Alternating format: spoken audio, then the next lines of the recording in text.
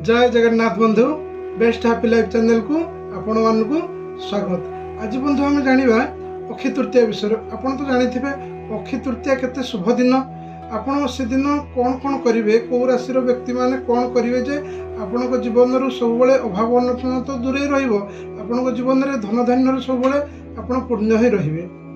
तो आज आम से विषय जाना। तो प्रथमे बंधु अक्षय तृतीया ना केवल मनुष्य मैंने पालन कर देवता माने भी ए दिन को बहुत आडंबर सहित पालन करते। आपड़ जानते कि वेदव्यास जो आपणकर महाभारत लिखी भगवान गणेश सहित यही दिन ही से लिखी। आपड़ कौन करेंगे ना, प्रथम अक्षय तृतीया दिन प्रथम जो आपणकर सकाल टाइम रे माता लक्ष्मी मंदिर जी प्रत्येक राशि लोक मान कौन पाई ना ये जो अक्षय तृतीया जो दिन पड़ी ना बहुत शुभ दिन पड़ी। शुक्रवार भी पड़ी आपणकर शुक्र देवंकर भी प्रसन्न रे। आप कौन करेंगे ना गोटे पद्म फूल नहीं माता लक्ष्मी पाखक जाकि पूजार्चना करेंगे, माता को पद्म फूल समर्पित करेंगे।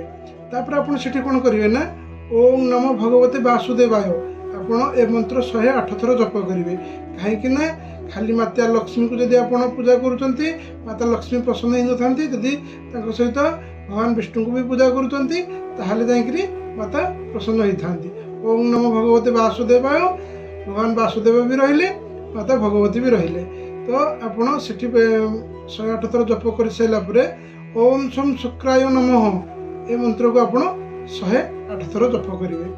आप श्री सूक्तम पाठ करी सकाल टाइम पूजा सारीदे कौटी माँ पाखे माता लक्ष्मी पाखे सारीदे।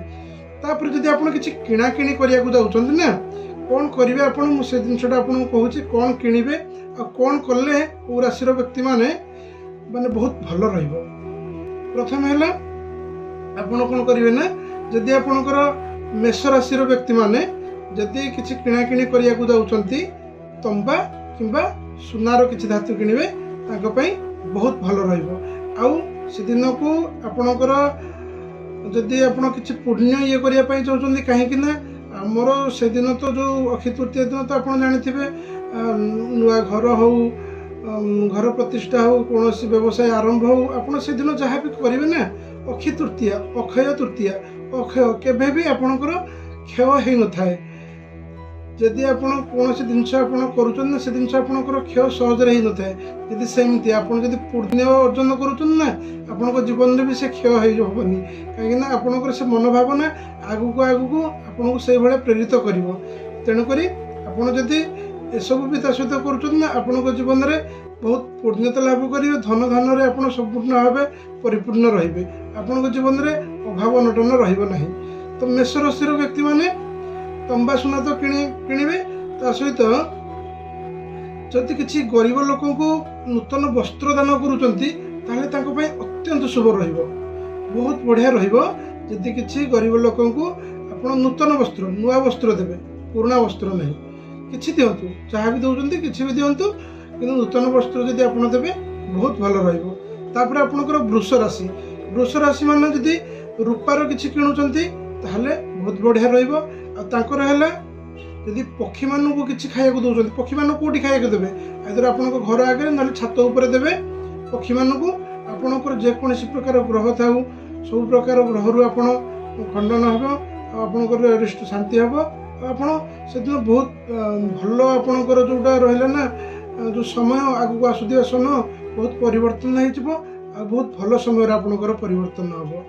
तो तापर आसला बंधु मिथुन राशि व्यक्ति मानकर पितल जिनस यदि किणुच बहुत भल रोचे शुभ रहा। से 7टी गाई को रुटी रे आप महू लगे आप 7टी गाई को से दिन खाया दिंतु आपणकर जीवन में अभाव अनटन रही। आप सब प्रकार सुख समृद्धि आपरे। तापर आपणकर आसला कर्कट राशि आपणकर सुना किंबा रूपार जदि धातु किणुंट आपण बहुत शुभ आपणकर भी प्रतिकार रहा। सेमती आप 7टी गाई को रुटी रे महू लगे खाया दिंतु। तापर आपणकर आसला सिंह राशि व्यक्ति मानकर तंबा किंबा सुना जदि किणुंट आपणकर बहुत भल रहा। ଆପଣ 5ଟି କୁକୁରକୁ କିଛି ଖାଇବାକୁ ଦିଅନ୍ତୁ। 5ଟା କୁକୁରକୁ କିଛି ଖାଇବାକୁ ଦିଅନ୍ତୁ। ଆପଣଙ୍କର ଆଗକୁ ଆସୁଥିବା ଅସୁବିଧାରୁ ବି ଆପଣ ମୁକ୍ତ ରହିବେ। ସବୁ ପ୍ରକାର ଆପଣଙ୍କ ଜୀବନରେ ଲାଇଫଷ୍ଟାଇଲ ବହୁତ ଭଲ ରହିବ। ତାପରେ ଆପଣଙ୍କର ଆସିଲା କନ୍ୟା ରାଶି। କନ୍ୟା ରାଶିର ଯଦି ଆପଣ ପିତ୍ତଳ ଧାତୁର କିଛି କିଣୁଛନ୍ତି ବହୁତ ଭଲ ରହିବ। ଆପଣ ସିନା ଗାଈକୁ କଦଳୀ ଖାଇବାକୁ ଦିଅନ୍ତୁ। ଗାଈକୁ କଦଳୀ ଖାଇବାକୁ ଦିଅନ୍ତୁ।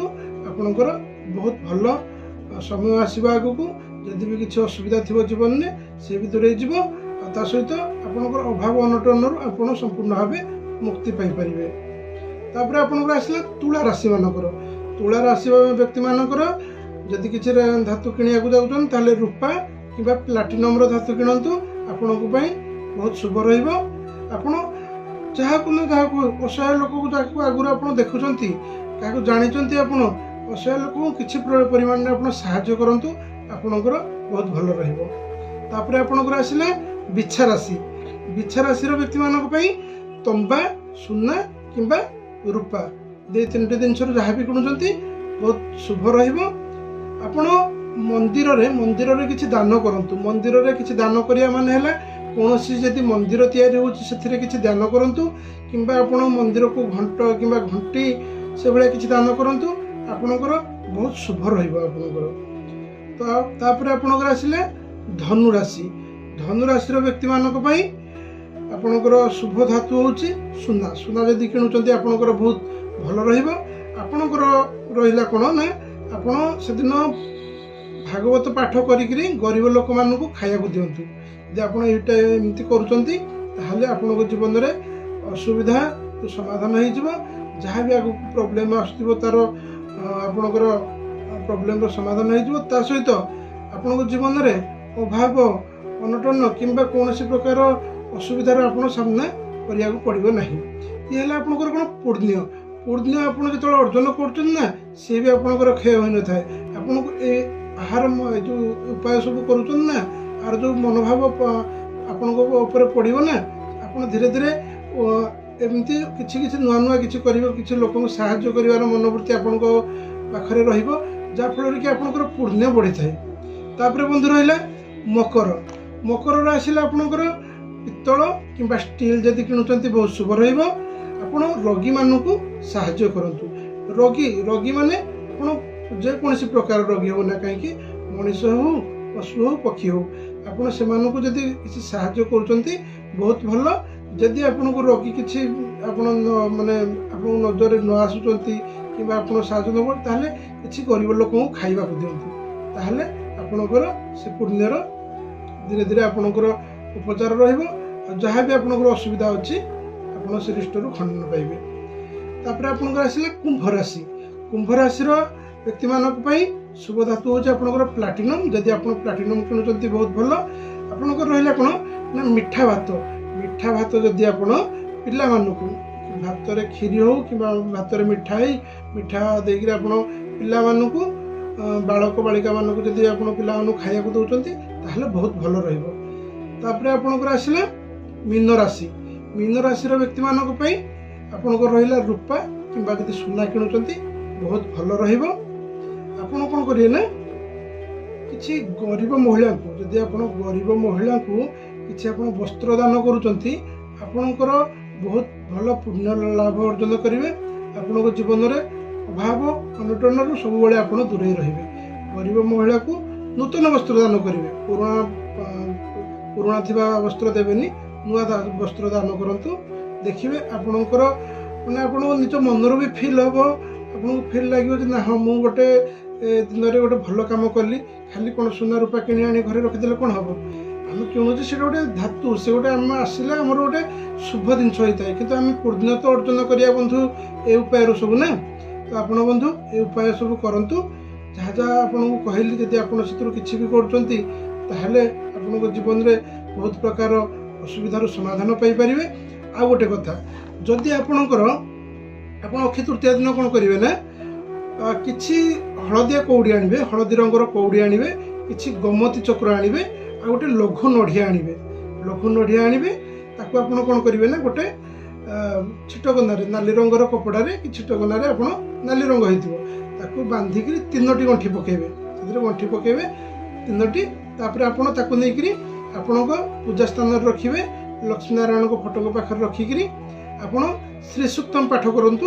ଯଦି ଶ୍ରୀ ସୂକ୍ତମ ଆପଣ ପାଠ କରିପାରୁନାହାନ୍ତି ତାହେଲେ ଓମ୍ ଶ୍ରୀଂ ଶ୍ରୀୟ ନମଃ ଏ ମନ୍ତ୍ରକୁ ଆପଣ ଜପ କରନ୍ତୁ। 108 ଥର ଜପ କରିକିରି ଧୂପ ଦୀପ ଦେଇକିରି ଯେମିତି ଆପଣ ଭଗବାନଙ୍କୁ ବନ୍ଦନ କରୁଛନ୍ତି, ସେ ଯେଉଁ ପୁଟୁଳି କରିଥିବେ ତାକୁ ଆପଣ ସେମିତି ବନ୍ଦନ କରିକିରି ଆପଣ ଯେଉଁଠି ଘରେ ଟଙ୍କା ପଇସା ରଖୁଛନ୍ତି ଆପଣଙ୍କ ଲୋକରରେ ତାକୁ ନେଇକରି ସେଇଠି ସ୍ଥାପିତ କରନ୍ତୁ। ସେ ସେମିତି ଥିବ। ପ୍ରତ୍ୟେକ ଦିନ ଆପଣ ଧୂପ ଦୀପ ଦେଉଥିବେ, ଦେଖିବେ ଆପଣଙ୍କ ଜୀବନରେ ବି ବହୁତ ପ୍ରକାର ପରିବର୍ତ୍ତନ ଆସିବ।